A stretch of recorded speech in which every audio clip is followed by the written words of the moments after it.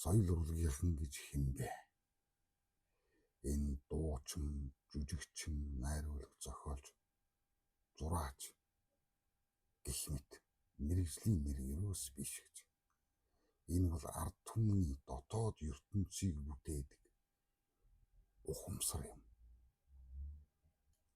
Хуульч хуулийг бүтээдэг, инженер барилга барьдаг, эмч биеийг эмчилдэг. Харин урлагийн хүн бол үндэстний сэтгэлийг бүтээдэг. Тиймээс урлаг бол зугаа цэнгэл октоос биш. Энэ бол үндэстний оюун санааны дархлаа юм.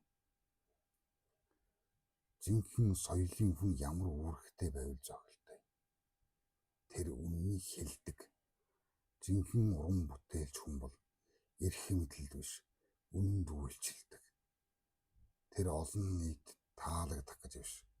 Ирээдүйд цаг хугацаанд үн цэнтэйгээр үлдэхийн төлөө өөрийг нь зориулдаг ухамсар юм.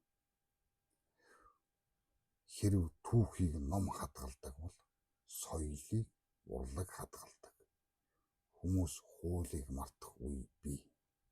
Харин дуу, үлгэр, найраг, кино, баатруудан мартвал үндэстэн өөрийг нь мартдаг.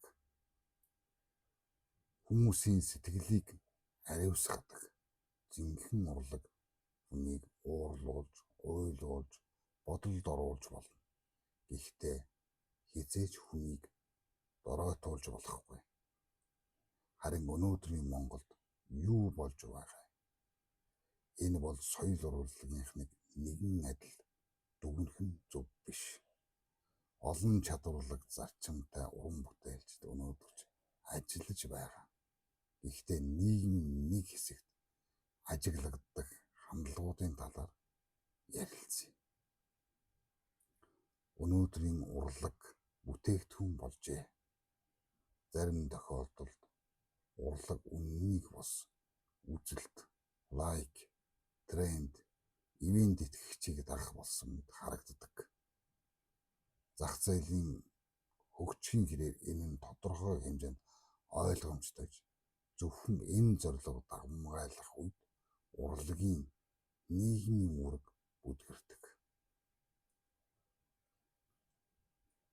Алдар нэр нь үнэт зүйлээс том болсон мэт санагддаг. Өмнө нь бол хүн агуу бүтээлээрээ алдартай болдог байлаа. Харин одоо алдартай болсон хүн юу ч хэлсэн үнэн мэт хүлээн авах хандлага бий болсон. Энэ нь урлагийн бус алдартны соёл эсвэл нөлөө юм. Дуу хоолой заримдаа хуваагдалд ашиглагддаг. Уран бүтээлчид иргэний байр сууриа илэрхийлэх эрхтэй. Гэвч нөлөө бүхий хүн мэдээлэлээ нягтлаж хүмүүсийг үл хүндэтгсэн эсвэл үндэслэлгүй хуваах өнгө аясаас зайлсхийх нь нийгмийн итгэлцэлд тустай.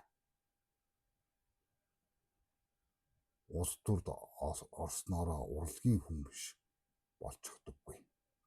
Харин урлагийн нэр хүндээ ашиглан шүүмжлэлээс ангид байх.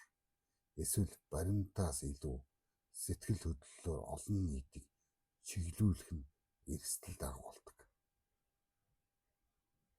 Соёлын хүн ба инфлюенсер энэ хоёр бол адил зүйл биш. Инфлюенсер анхаарал татдаг, уран бүтээлч ухамсарыг сэрээдэг.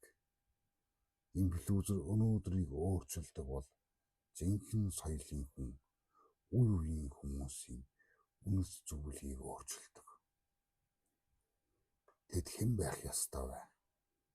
Тэд үндэстний ой санамж, ёс суртахууны тол, ирээдүйн төсөөллийг бүтээгч, үзэл бодол биш, сэтгэх чадварыг хөгжүүлэгч, асаагч, хүмүүсийг талцуулж ус соёлтой мэтгэлцэхийг уриалгч байх ёстой.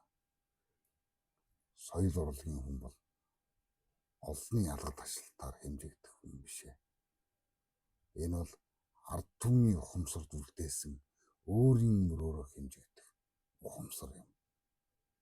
Төр хуульгүй бол эмх замбраагүй болно. Харин соёлгүй бол хуультай атлаа хүн чанаргүй нийгмийг бий болгодог. Өнөөдрийн нийгмийг тэд бүтээсэн.